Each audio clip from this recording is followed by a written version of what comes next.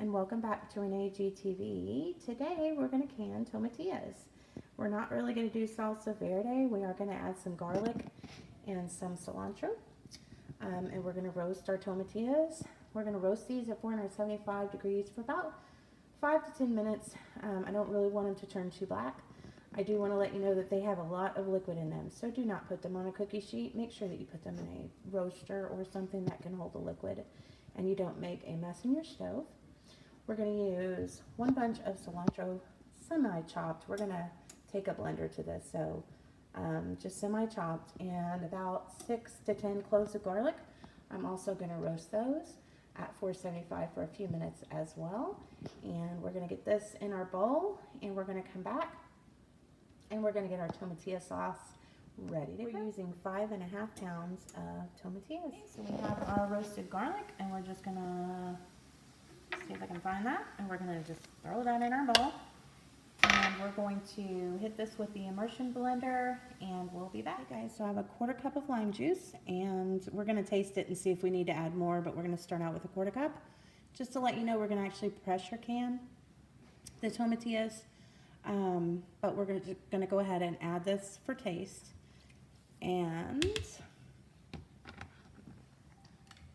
we're just going to go ahead and blend it with our blender. I will save you guys the noise and bring you back once. Okay, so I have it all blended up. We're going to get our jars ready and get this ready for the can. Okay, so we're going to take our jar and we're going to pressure can our pints for 30 minutes.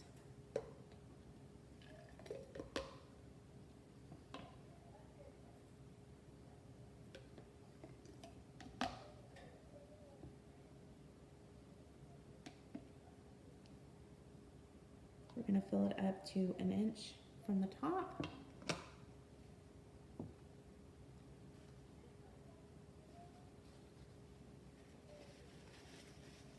Wipe the rim.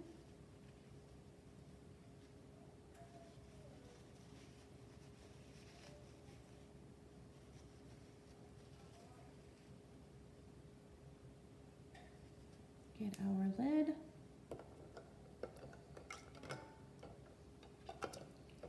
Get a couple stuck together. There we go. Place the lid on the jar. And we're going to place a ring on. We're going to get this in the canner, and we're going to process these. Okay guys, here are our tomatillas. You can see that I did lose a little liquid in the jar. I think that's because there is a lot of air in the tomatillas. Not really sure, but it is beautiful and lovely. Also, just be aware that it will separate. Your seeds will all float to the top, so you need to give it a good shake. I hope you guys enjoy this. I'm going to be bringing you guys some videos that show you exactly how I use this. So stay tuned for that. They are absolutely delicious. I hope you enjoy the video. Leave a comment down below and let me know that you guys were here. I appreciate it. As always, guys, thanks so much for watching, and we'll see you next time.